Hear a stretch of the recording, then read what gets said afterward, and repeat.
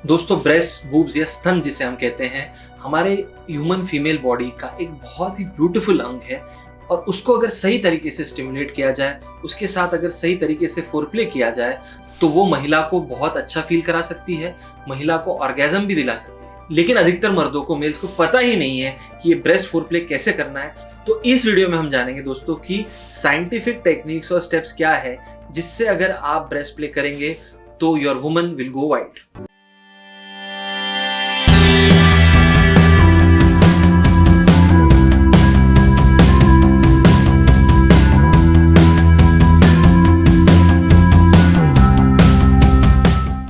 नमस्कार दोस्तों, मैं डॉक्टर सागर मुंदड़ा, साइकियाट्रिस्ट और सेक्सोलॉजिस्ट। मुंबई और महाराष्ट्र के कई जगहों पे मैं प्रैक्टिस करता हूं और ऑल ओवर इंडिया हम ऑनलाइन पेशेंट्स देखते हैं। आज हम बात कर रहे हैं कि कोई भी मर्द को अगर अपने वुमन के साथ अच्छा ब्रेस्ट फोरप्ले करना है, वो सही टेक्निक्स क्या है जिससे आप उनको ऑर्गेजम भी दिला सकते हैं। सबसे पहला, स्टार्ट स्लो। और आप उनको जो टच कर रहे हो फिंगर्स से या पाम से, टच हर जब उनका शर्ट या उनके कपड़े ऑन है। बहुत उतावले मत होइए और उनका शर्ट निकालने की जल्दबाजी मत कीजिए या फिर उनका अंडरगारमेंट निकालने की जल्दबाजी मत कीजिए। आप अगर धीरे धीरे शुरुआत करेंगे तो सेक्सुअल टेंशन बढ़ेगा। आप ओवर द शर्ट करेंगे तो ये सेक्सुअल टेंशन धीरे धीरे धीरे धीरे धीरे धीरे और भी बढ़ेगा, वो और एंटिसिपेट करेगी और आपका आगे का एक्सपीरियंस जो है वो और बढ़िया होगा। स्टेप नंबर 2, अभी आपने पूरे कपड़े निकाल दिए हैं। Now you are directly in contact with the breast. यहाँ पे भी बहुत उतावलापन मत कीजिए। टीज हर मोर, जो हमने शुरुआत में कहा, वो टीज और उनको आपको करना है। तो निप्पल छोड़ के बाकी का जो एरिया है, विथ योर फिंगर्स और with your palm, just play around on that. But जब भी आप निप्पल के या एरियोला, जो काला भाग होता है निप्पल के अराउंड, वहां तक पहुंचते हैं तो आप बिल्कुल उसको टच मत कीजिए। इससे उनका जो सेंस है, इससे उनका जो एंटिसिपेशन है वो और बढ़ेगा। उनके ब्रेन में डोपामीन, जो प्लेजर केमिकल है, वो और बढ़ेगा। डोपामीन जो होता है दोस्तों, जो हमें अच्छा फील कराता है, ये जब कोई एक्ट पूरी हो जाती है तब नहीं होता है। ये कोई भी एक्ट के एंटिसिपेशन में, जब हम उसका बहुत बेसब्री से इंतजार करते हैं, तब डोपामीन बढ़ता है। तो आपको टीज और करना है, निप्पल छोड़ के बाकी पूरा एरिया स्टिमुलेट करना है।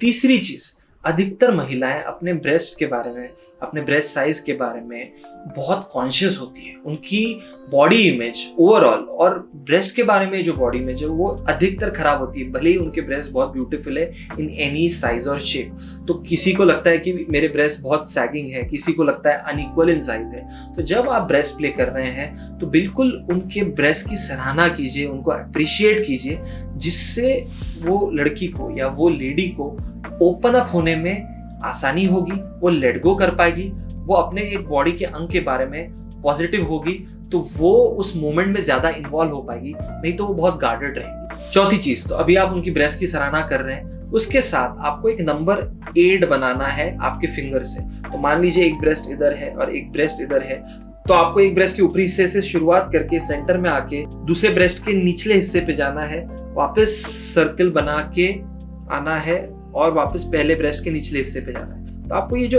8 वाला फिगर है, ये स्टिमुलेशन के लिए यूज करना है। ये अगर आप करेंगे तो आपकी फीमेल और भी ज्यादा एक्साइटेड होगी, उसके नर्व एंडिंग्स जो है वो और भी ज्यादा स्टिमुलेट होंगे।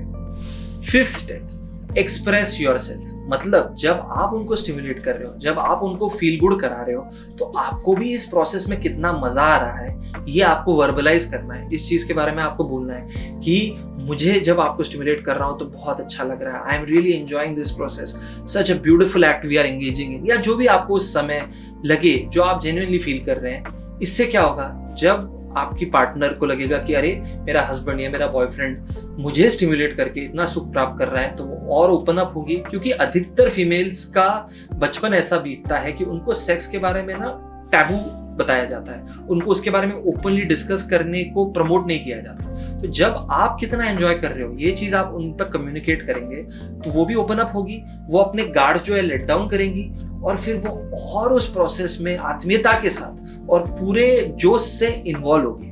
6th point, nipple hover. इसमें हमको क्या करना है, निप्पल के आसपास हॉवर करना है, बट इसके पहले हमें हाथों को गर्म कर लेना है। This is basically energy. और निप्पल के इर्द गिर्द के स्किन पे आपको स्टिमुलेट करना है, इससे वो और भी ज्यादा स्टिमुलेट होगी। अब आता है मेन पार्ट, जहाँ पे आपने पूरी तरह उनको उत्तेजित कर दिया है, वो एक्साइटेड स्टेट में है, वो अभी एंटिसिपेट कर रही है, अभी वो रुक नहीं सकती। ऐसे टाइम पे फिर मेन स्टेप आता है जिसे हम कहते हैं किस, स्क्वीज एंड लिक। तो आपको उनके निपल्स को किस करना है, स्क्वीज करना है और लिक करना है, लेकिन इसमें भी आपको पहले उनका कंसेंट लेना है। अधिकतर औरतों को जब स्टिमुलेट किया जाए तो ये बहुत अच्छी लगती है चीज, बट कुछ औरतों को अच्छी नहीं लगती है।